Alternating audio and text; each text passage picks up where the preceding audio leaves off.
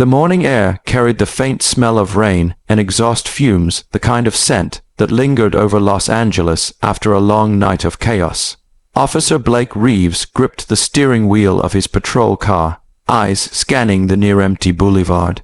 It was just past 6:00 a.m., and the city was beginning to stir, delivery vans, joggers, the occasional coffee shop light flickering on.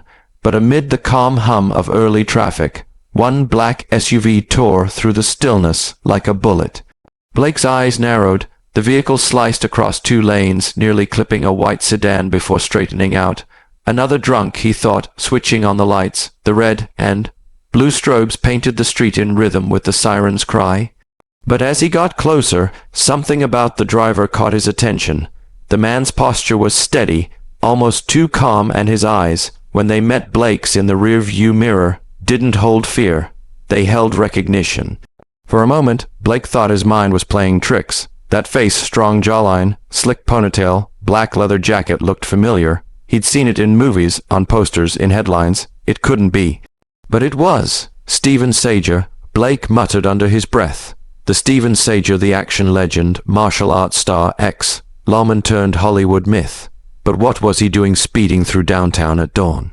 "Dispatch, this is Unit 12, Blake said, pressing his radio. Got a black SUV, possibly driven by celebrity Steven Seagal, refusing to slow down, pursuing eastbound on Hill Street. Static crackled back. "Copy, Unit 12. Proceed with caution. Proceed with caution." That phrase suddenly felt ironic, because something about the way Seagal handled the car didn't look like recklessness, it looked deliberate. Controlled, almost tactical, the SUV finally slowed, gliding to a stop in the middle of the street. Blake's siren echoed off glass buildings, bouncing back at him like a warning. His gut tightened. This wasn't a normal stop. He stepped out, hand hovering near his holster. The SUV door opened slowly, and out stepped Steven Seagal, tall, broad-shouldered, expression unreadable. He wore dark glasses even in the weak morning light, his movements slow and measured like someone choreographing each breath. "Sir, stay where you are," Blake shouted, "hands where I can see them." Seagal didn't move. He tilted his head slightly, removing his sunglasses with the kind of calm that made Blake's finger twitch over the trigger. "You really want to do this, son?" Seagal's voice was deep, gravelly, the kind of voice that belonged to a man who'd seen too much. "Sir, this is a lawful traffic stop," Blake barked, trying to sound firm. "Keep your hands visible and—" But Seagal raised one brow, and for a split second, it looked like he smirked. He took one slow step forward, then another. "Sir, don't." Time slowed, the flash of leather, the hand moving toward the jacket pocket. Blake's heart jumped and instinct took over. A single gunshot shattered the silence. The sound ricocheted through the empty street, echoing off walls and windows. The world went still. Seagal's body jolted back, his sunglasses clattering onto the asphalt. He fell onto one knee, a look of mild disbelief on his face, not pain, not shock, just disappointment. Blake froze, gun still aimed, heart hammering against his ribs. "Oh my God." He ran forward, his voice shaking. "Dispatch, shots fired, shots fired. Officer needs assistance, one suspect down." But as he approached, something didn't add up. There wasn't blood, not even a drop. The bullet hole in Seagal's jacket looked clean, but the fabric beneath had stopped the round cold. Blake knelt down, reaching instinctively to check for a pulse. That's when Seagal's eyes snapped open. The sudden intensity in them froze Blake where he knelt. It wasn't anger, it was something colder, calculating. "You shouldn't have done that," Seagal said quietly, his voice carrying an eerie steadiness. His hand clamped down on Blake's wrist like iron, the strength in his grip far beyond what Blake expected from a man his age. Sir, stay still." Blake stammered. "You've been shot." Seagal pushed himself to his feet with effortless balance, brushing off his jacket like he'd only been nudged. "You think I don't know how bullets feel," he muttered. "Kid, I trained people who used to shoot back." Blake took a step back, gun trembling in his grip. The man in front of him didn't look injured. He looked alive, too alive. Behind them, the city's heartbeat resumed. A distant horn, the whir of traffic, the hum of early morning life returning. but on that lonely stretch of street, it felt like time itself had stopped. Blake swallowed hard, his voice barely above a whisper. "You need to stay down, sir. Backup's on the way." Sager looked at him for a long moment, not with hate, but with something that looked almost like pity. "Backup won't help you, officer," he said quietly. "You've already crossed the line." Before Blake could respond, Sager turned away, his leather jacket catching the morning light, and though his movements were slow, there was a coiled energy beneath them like a storm waiting to break. Blake hesitated, torn between protocol and fear. The man he'd just shot wasn't supposed to be standing, wasn't supposed to be talking. He raised his radio again. "Dispatch I don't know what's happening."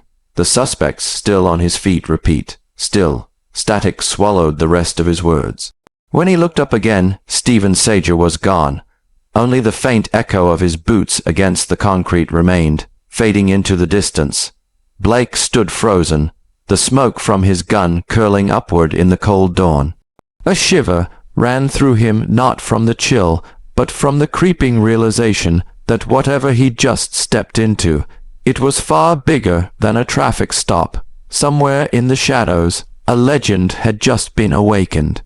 And Blake Reeves, the rookie who pulled the trigger, was about to learn why shooting at a myth always comes with a price. Officer Blake Reeves stood in the middle of the empty street, pulse hammering in his ears.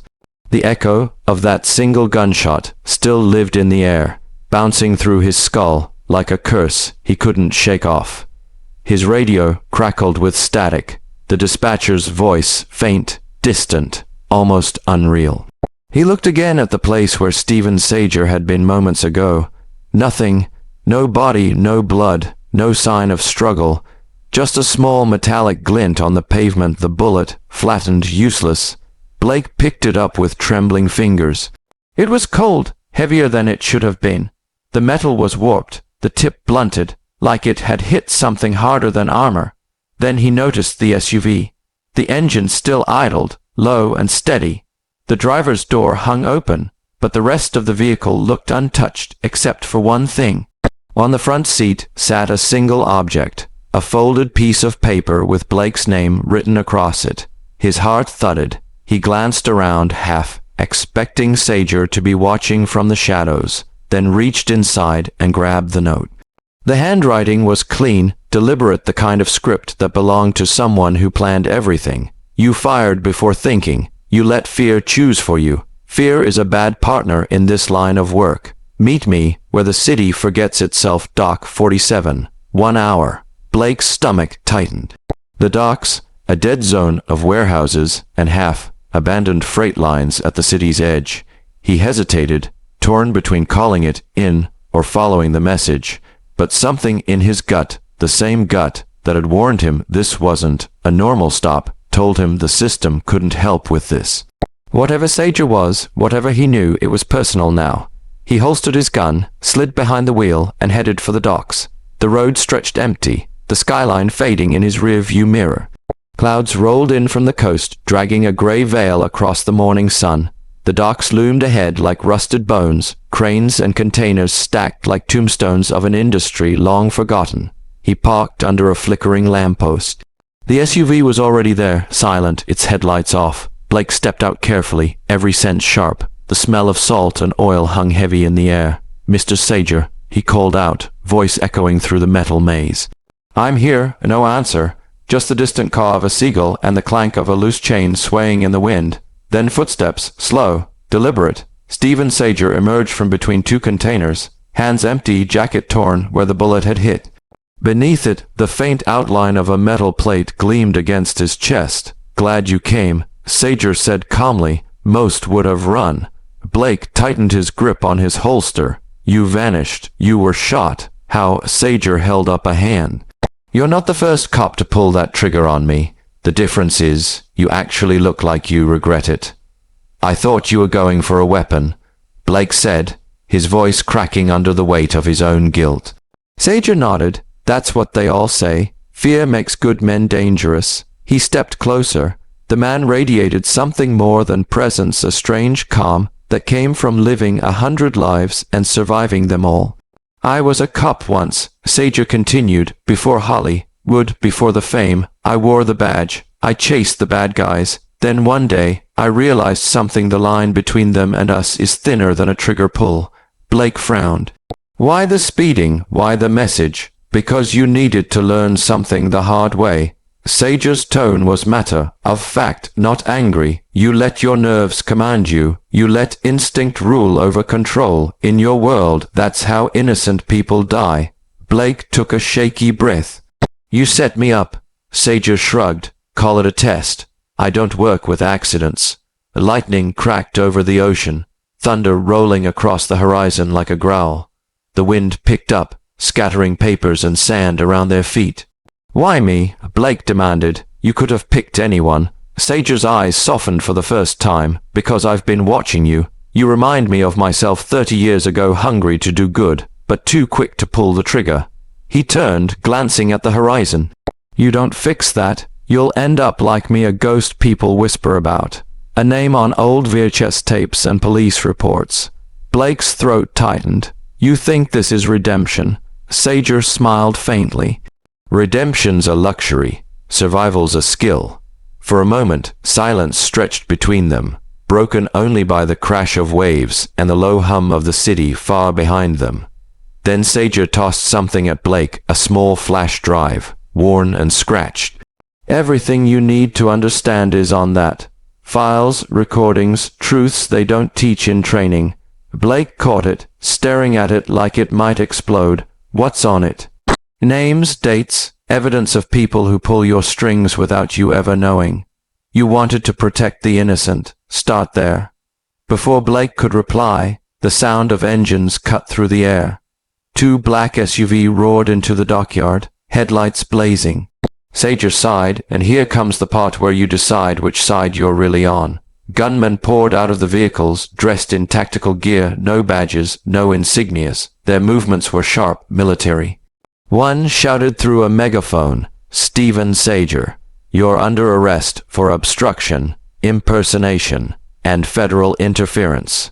Seagal gave a wry grin. Federal interference. They still use that one. Blake's instinct screamed to duck behind cover. Who are they? People who don't want the truth on that drive to see daylight. Bullets tore through the air before he could ask more. Blake dove behind a crate, firing back instinctively. Sparks flew from metal, the thunder of gunfire drowning out the storm. Sager moved like a phantom, rolling, striking, disarming one gunman with a move so fast Blake barely caught it. He wasn't fighting for victory, he was buying time. Blake's radio crackled. Unit 12, report. We've got shots fired near the docks. Negative. Blake shouted into it. Stand down. This isn't what it looks like. But even he didn't know what it was anymore. The firing stopped. Silence fell again, broken only by the hiss of rain starting to fall. Blake peeked over the crate. The SUV were empty. The gunmen scattered. Sager stood near the water's edge, soaked but unbothered, reloading a pistol he'd taken from one of them. You wanted to be a hero, Officer Reeves, he said quietly. Here's your chance. He tossed Blake the gun, then pointed toward the warehouse beyond the docks. They'll come for you next. You have something they want. Blake looked down at the weapon in his hands. What about you? Sager smirked. I don't run. I disappear. And with that, he stepped backward into the rain, the gray curtain swallowing him whole. Blake blinked, and he was gone. No splash, no sound, just the empty dock and the faint smell of gunpowder. The flash drive burned cold in Blake's palm. He didn't know if it was a gift or a curse. But he knew one thing for sure: his life as a simple patrol officer had ended the moment he pulled that trigger. Now he was part of something much larger and much darker. Somewhere out in the storm, Steven Seagal was watching. And the next move would be Blake's.